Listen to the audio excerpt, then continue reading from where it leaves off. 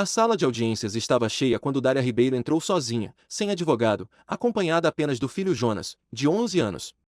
Do outro lado, Augusto Ferraz estava ao lado de 3 advogados impecáveis. Ele era proprietário de uma grande incorporadora do Rio de Janeiro e acusava Dália de ter roubado um bracelete de safiras avaliado em R$ 280 mil. Dália tinha 39 anos, vinda do interior do Maranhão, e trabalhava como cuidadora de idosos para os Ferraz havia quase uma década. Não tinha dinheiro para pagar um defensor particular. Tinha apenas a verdade, e o desespero de quem sabe o peso de perder tudo. Ninguém imaginava o que estava prestes a mudar ali. Jonas carregava no bolso um segredo que poderia derrubar a reputação de uma das famílias mais influentes da cidade. Anos antes, Dália deixará a Imperatriz com um objetivo simples: tirar o filho de perto da violência e lhe dar oportunidades.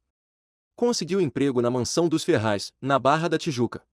Trabalhava de segunda a sábado, do amanhecer ao anoitecer, por um salário que mal pagava o aluguel.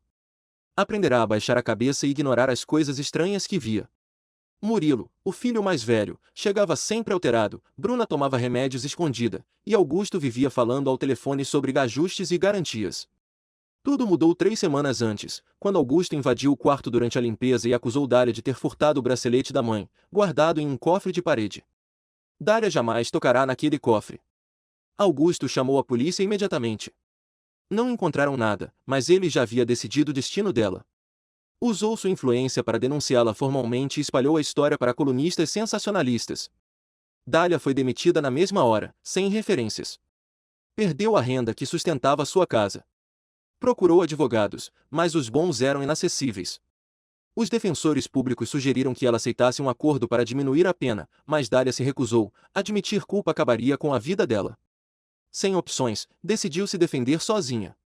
Nas semanas seguintes, Jonas ficou calado, insones, comendo mal. Dália achava que era o estresse, mas havia algo mais em seus olhos, um peso que ela não compreendia.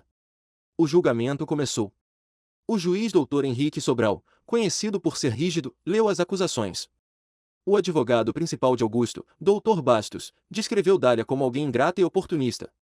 Disse que o bracelete desaparecera no dia seguinte ao que ela limpara o quarto, e que somente ela tivera acesso. Dália levantou-se trêmula, mas firme, afirmando que nunca roubara nada. Augusto testemunhou que apenas ele, a esposa e Dália sabiam a combinação do cofre. No dia do sumiço, apenas Dália estaria na casa.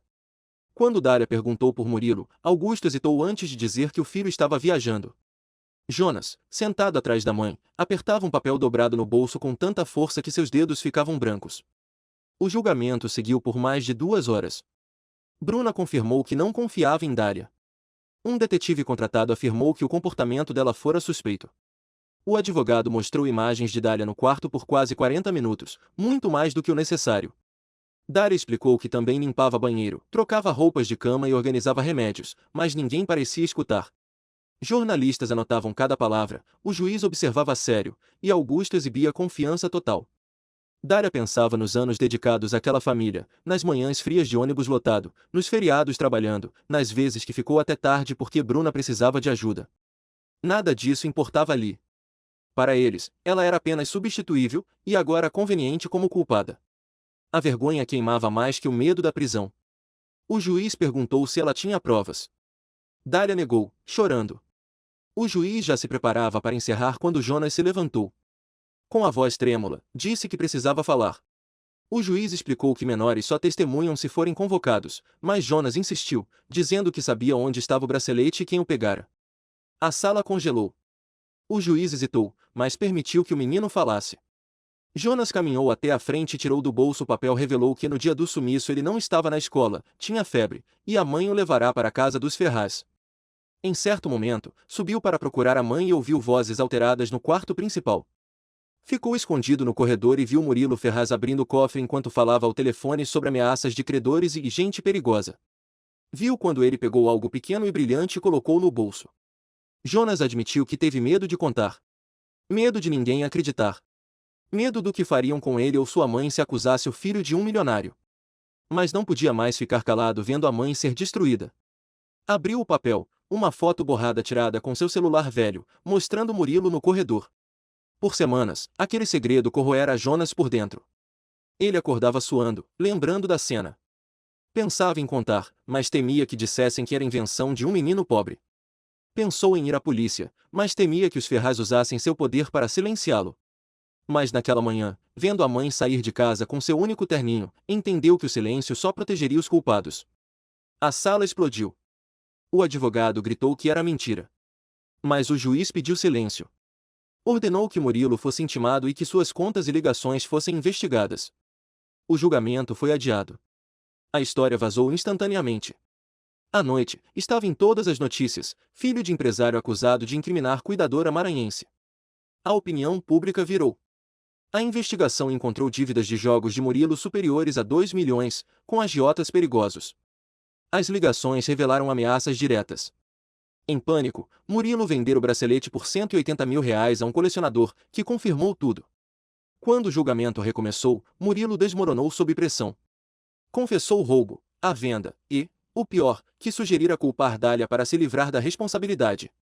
O juiz perguntou a Augusto se ele sabia do plano. Depois de hesitar, Augusto admitiu que suspeitava do filho, mas decidiu culpar Dália porque seria mais fácil. A sentença veio rápido. Dália foi totalmente inocentada. Murilo recebeu 3 anos com pena suspensa e serviços comunitários, além de indenização. Augusto foi condenado por falso testemunho e abuso de poder, 2 anos de prisão, algo raro para sua classe. Meses depois, com a indenização, Dália abriu um pequeno serviço de cuidados domiciliares. Contratou outras mulheres, pagando corretamente e com respeito. Tornou-se conhecida pela integridade. Jonas voltou a estudar com confiança renovada. O caso se tornou símbolo nacional da luta contra abusos de poder. Uma noite, Dália perguntou o que motivou Jonas a falar. Ele disse que tinha mais medo de perdê-la do que de qualquer coisa que a família Ferraz pudesse fazer. Dália o abraçou forte, dizendo que nunca conhecera alguém tão corajoso. Naquele momento, apesar de tudo, sentiram esperança. Porque entenderam algo profundo: a verdade pode ser escondida, mas não destruída. E quando um menino pobre tem coragem de falar, pode derrubar até o mais poderoso. No fim, diante de um juiz justo, até o mais fraco pode vencer, não com dinheiro, mas com algo muito maior: a força de dizer a verdade.